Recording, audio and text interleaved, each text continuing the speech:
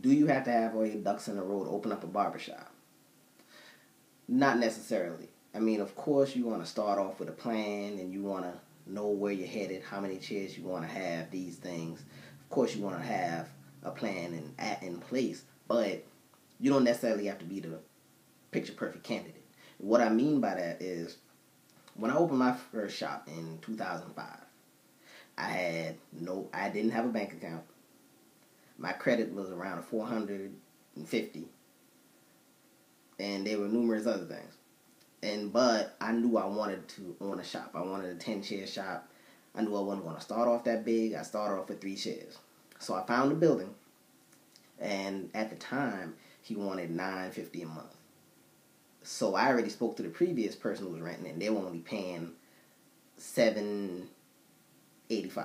So I was like, well, okay, I'm going to wait. So a couple months later, he called back. He said, hey, we give you the building for $825. I said, okay, I'll take it. Now, did I have the money to give him the first month rent and a deposit? No. I asked him if I could meet him a week later. He said yes. So I met him. I said, hey, all I have is, how much do I need to pay? He said, first month rent and deposit. All I had was $825, which was the first month rent. Then the deposit, I told him I could have that back in another 4 days. He said, okay. We did that, So I never mentioned the fact that I had bad credit at the time. I never mentioned it. He never asked.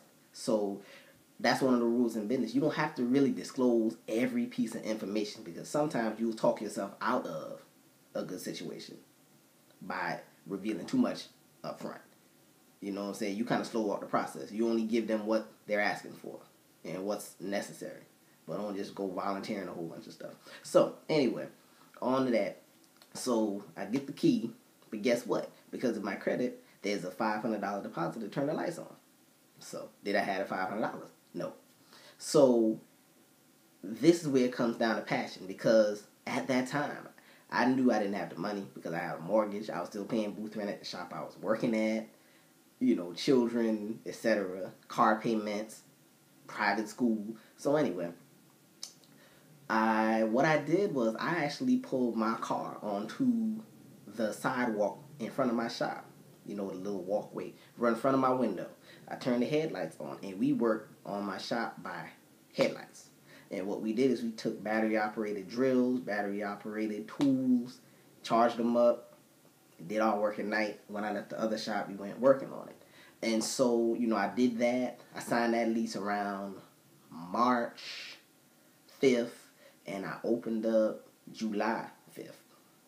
So, but, I did it bit by bit, and as you do these things, see, a lot of people have ideas that they want to pursue, but they're always waiting on the time to be right.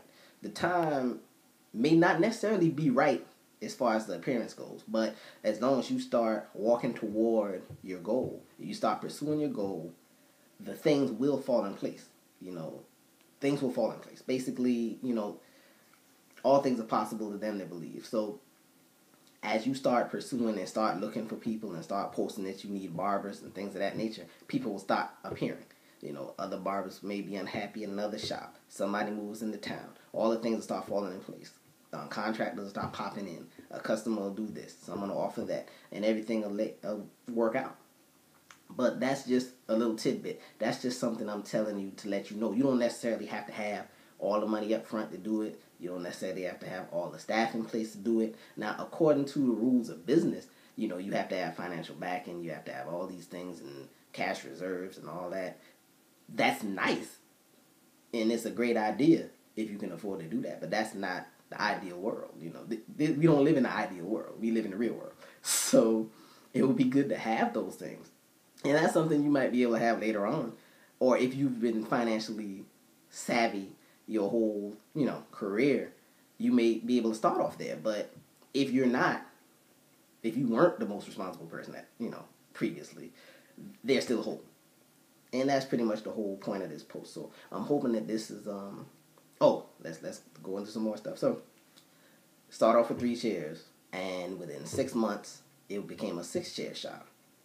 And then within 2 years, it became a 9-chair shop. And then within 4 years, it became a 13-chair shop.